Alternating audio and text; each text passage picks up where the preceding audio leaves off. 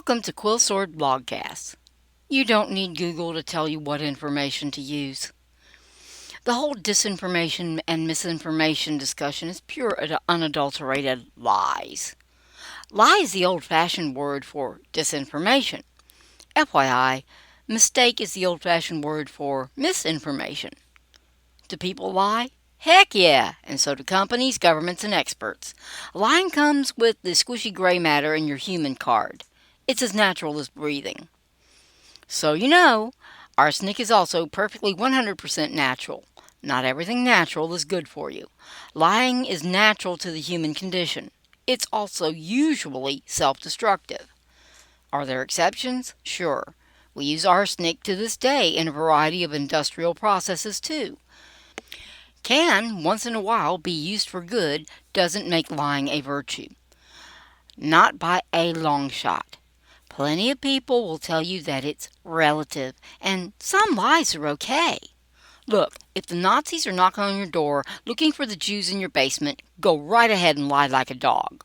Otherwise, value your own integrity enough to deal honestly with people. Simple, not easy. Most of you have grown up in a world where personal integrity and doing what's right for its own sake have been derided as outdated and having no place in the modern world. Why then are you so surprised that the official sources that you were taught to trust lie to you? What's so surprising about a culture riddled with lying when that same culture doesn't value honesty? If you're thinking that there's nothing you can do about it, you're being stupid. Things got this bad one drip at a time. There was no big brother forcing everyone to lie. There were academic and cultural voices slowly hacking away at the expectation of honesty. If no one is really honest, why should you be? Because that's how you make the world a better place. You start with the person staring back at you every morning from the mirror. You only have the right to expect honesty from others if you are honest yourself. It took a long time to disconnect culture from virtue. It will take time to get it back on track. No time like the present to get started. In the meantime, you will have to deal with a world of lies and sloppy mistakes. Aw man, this is going to be work, isn't it? Some, sure, but not nearly so bad as you think. The hardest part is going to be learning how to think. Not how to think for yourself. You can't really help doing that unless you are dependent on people pleasing, but to actually think effectively. Quit panicking. You're doing this anyway. Being able to think well differentiates adults from kids. No, you don't need to buy a pipe and sit by a library fireplace pretending to read a book. Reading the book is a good first step, but the book isn't the point. The information in it is. But how do I know what information is good or not? Exposure. Read a book, watch a video, listen to a podcast, pick a lane and go. Then, turn it off and think about it. If you hit a hard bit, stop right then, consider it. If need be, look up stuff so you understand better, then press play. When you've had enough, walk away and do something else. When it occurs to you, when it crosses your mind, think about it a bit more. Now that you've come to some conclusions, go find something else on the subject that takes a different view. Repeat. See how your conclusions change. This is where you really learn. You'll find that you see where you were right and wrong before. You will get better acquainted with how you process information. That invaluable bit of info is the key. Once you know how you think, you can start working on improving it.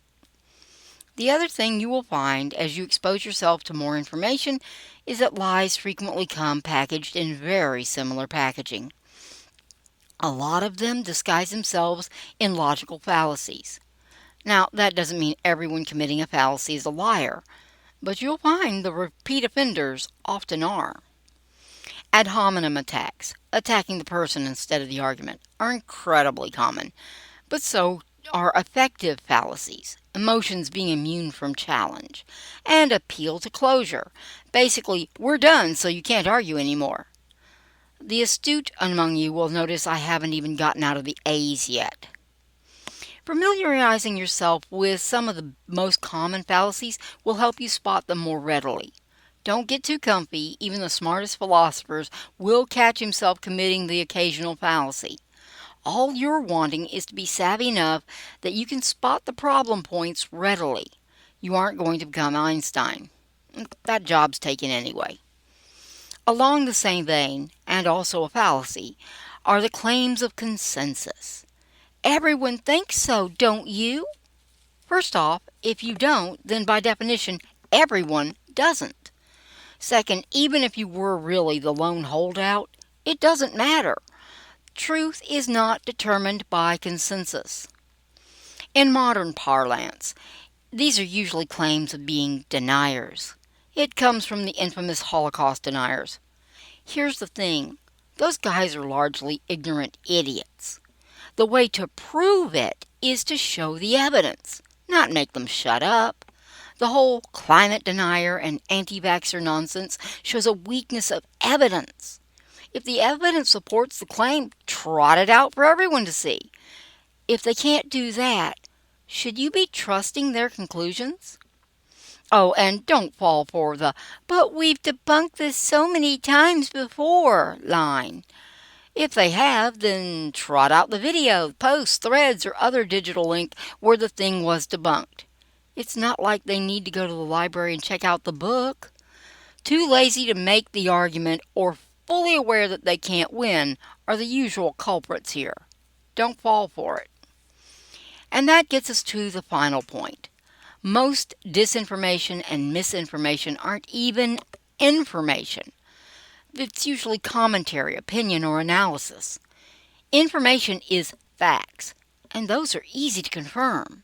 Just look it up and see how many sources agree with the factual statement. For example, the statement, "South Dakota class battleships were equipped with 16-inch 45 caliber guns," is a statement of fact. You can search for it online. You'll find the majority of responses that address the main guns agree with that statement. You can safely conclude that the fact is true.